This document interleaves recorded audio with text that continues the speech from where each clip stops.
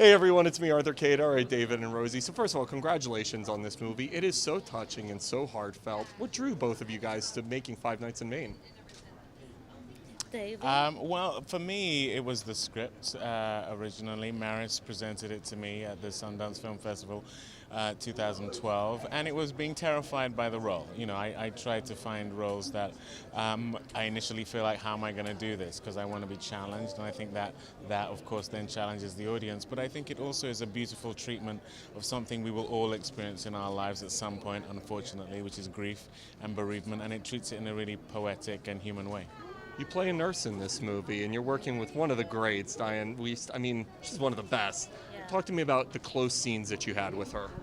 Well, when I read the script, I really was touched and excited by it because I had some wonderful, wonderful home attendants that took care of my dad when he was passing, and they became part of the family, but yet they kept their distance respectfully, and I wanted to bring that to the role. And and I told Maris, I was like, I'm her only friend. She's just so hard inside but yet soft, and I also told Maris, I said, I want to be the professional that can walk on eggshells without hearing a crack and allow them to go through their grieving process. And so that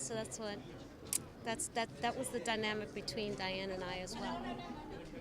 From Selma, where you had so much dialogue and you had to be almost so over the top as MLK and really just provide that aura, to this movie where there's so much silence and so much is communicated just through movements or washing dishes. Talk to me about the difference for you in playing those two different types of roles.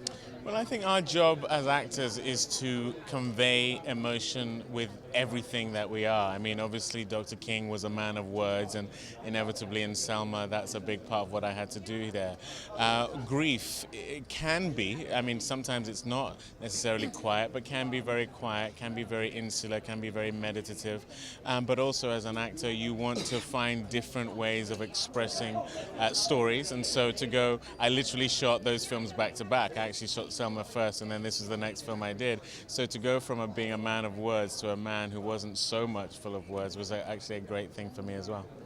You're an Academy Award nominee yourself, but when you get to work with Diane, you get to work with David, that's got to be such a joy as an actress, right?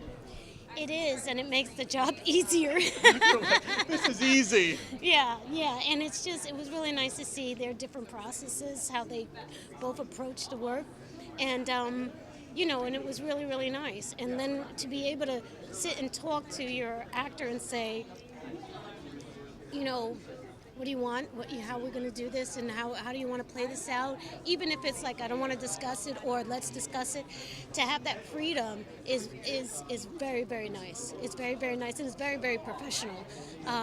So that's what I mean. It was easy, and they would do things in just a couple of takes, so I was like, oh man, okay, I'll step it up a bit. So so it was really nice. This is not a happy movie, for sure. This is a movie about understanding mourning, understanding grief. Does that take a toll on you? After you leave the set, does this stay with you?